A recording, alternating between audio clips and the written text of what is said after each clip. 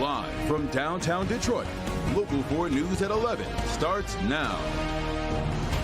In a sweeping executive order, President Trump is taking a strong stand against high drug prices. His new plan promises to lower prescription drug costs for Americans by up to 50%. Whatever the lowest price paid for a drug in other developed countries, that is the price that Americans will pay. But here's the catch. Despite this order, it's still unclear when or even if Americans will actually see lower prices.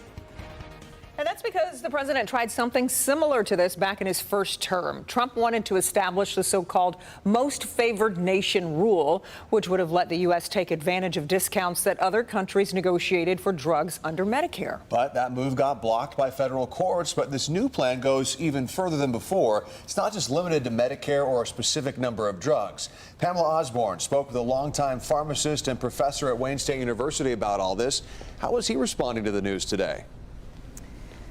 Well, Ronnie Formia says at the very least, this executive order is an opportunity for dialogue. That's how he sees this. No one knows for sure how all of this is going to turn out, but at least it's got the main playmakers talking. Ronnie Formia has been a pharmacist in the state of Michigan since 1999. He's seen the impact the high price of prescription drugs has had on everyday Americans firsthand. People are making that choice of possibly paying for their drugs or paying for necessities such as food. People shouldn't have to do that in this country. It's a problem President Donald Trump is aiming to solve with a new executive order. We're no longer paying 10 times more than another country. He's pretty much telling big drug companies, well, either you reduce your prices to match what's happening in other countries, or he's going to take action. Formia, who also serves as the state's vice chair of the Michigan Board of Pharmacy, shared his thoughts with us.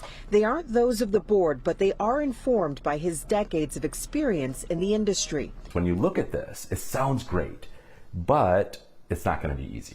He cites legal challenges and the cost these cost-cutting measures could have on your neighborhood pharmacy. So many community pharmacies are struggling, creating something called pharmacy deserts, where people are not within a vicinity of a pharmacy because financially these pharmacies are having a hard time staying in business. The president has asked big pharmaceutical companies to lower their prices voluntarily over the next 30 days or else. However it all plays out, Formia says there are things you can do right now to help manage your costs. Just because a doctor prescribes a high-cost drug doesn't mean that there aren't alternatives that will work just as well that have generic equivalents.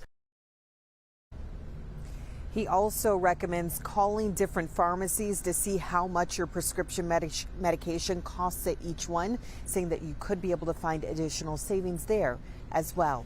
Reporting live tonight, I'm Pamela Osborne, Local 4. Pamela, thank you.